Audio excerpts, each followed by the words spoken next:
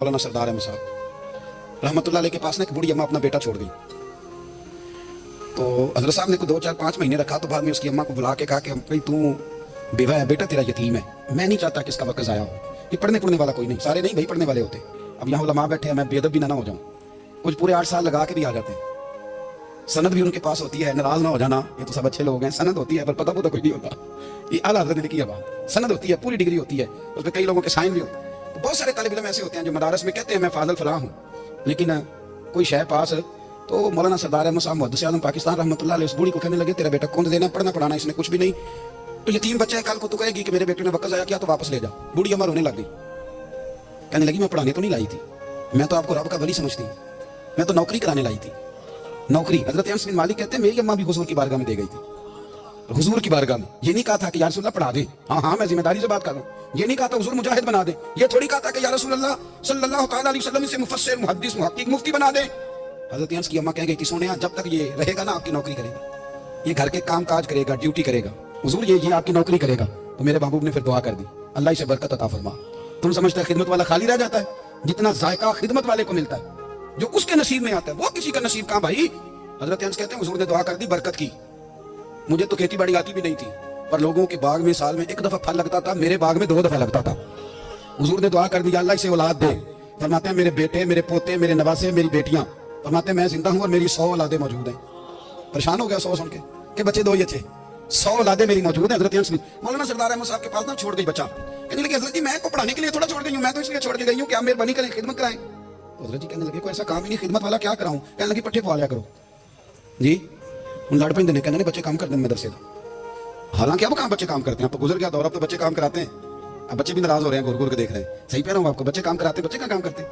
कहने लगे ये चारा डाले करेगा आपकी भैंसों को। तो हज़रत ने उसको कहा कि बीबी चारा मेरी भैंसों को डालने के लिए मैंने बंदा रखा हुआ है, तो तू जा ले जा। कहने लगी हाथ बांध के हुजूर मेहरबानी करे रख ले चारा डाले, और पुत्र तवज्जो से चारा डालना हज़रत की भैंसों को।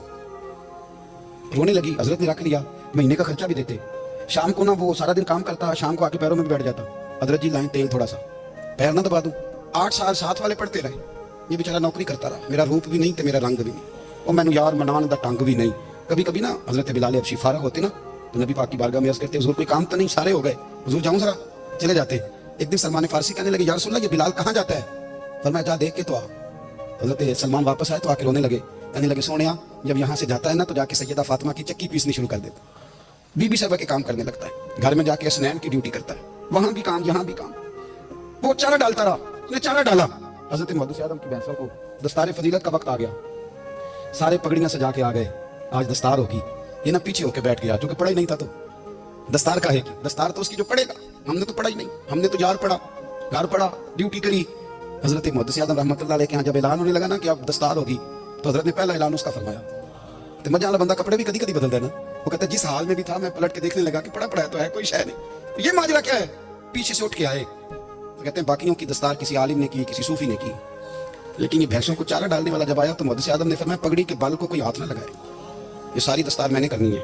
और फरमाते हैं हज़रत बाल भी देते जाते थे और आंसू भी बहाते जाते थे, माथा भी चूमते थे, और फरमाते थे दस्तार के बाद चला तो नहीं जाएगा यार, मुझे तो इबादत भी नहीं रह गई, मुझे तो चाबियों को भी नहीं पता कौन सी कहाँ रहती है, जाएगा तो नहीं तू। रो पड़ा, कहने लगा सोनिया जाए तो वो जिसके पल्ले कुछ है हो, आता जाता तो है कुछ नहीं, मुझे किसने रखना है, मैंने कहाँ जाना है, इधर कहाँ तो इधर ही रहूंगा। उस तालिब इल्म के सारे उस्ताद भाई कहते हैं उसने दस्तार कराई, पढ़ा पढ़ाया कुछ नहीं, पर जो मसला अड़ जाता था ना, वो जो अड़ जाता था ना, वो जाके उससे पूछते थे तो किताबें खोलने की जरूरत नहीं पड़ती थी।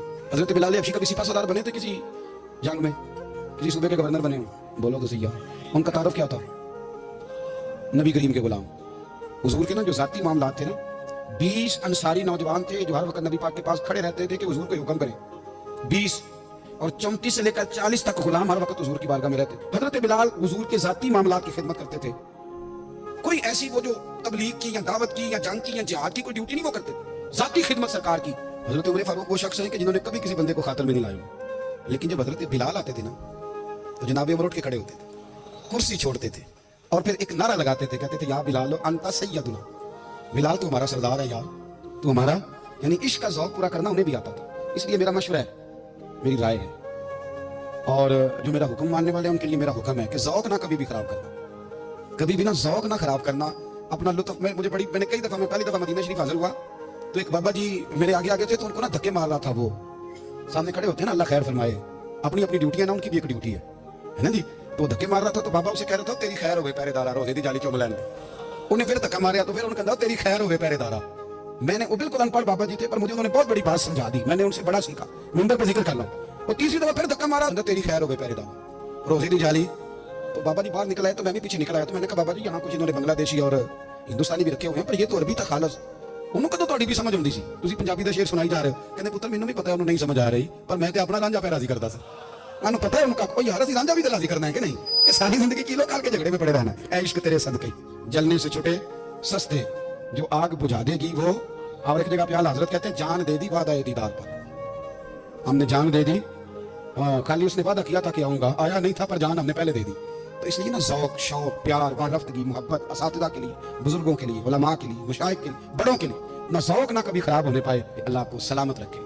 और कुछ दुआएं मैंने दे दी हैं, कुछ अल्लाह जानता है मेरे दिल में है, वो मैं देता रहता हूँ। अल्लाह आपको हमेशा शाद व आबाद फरमाए।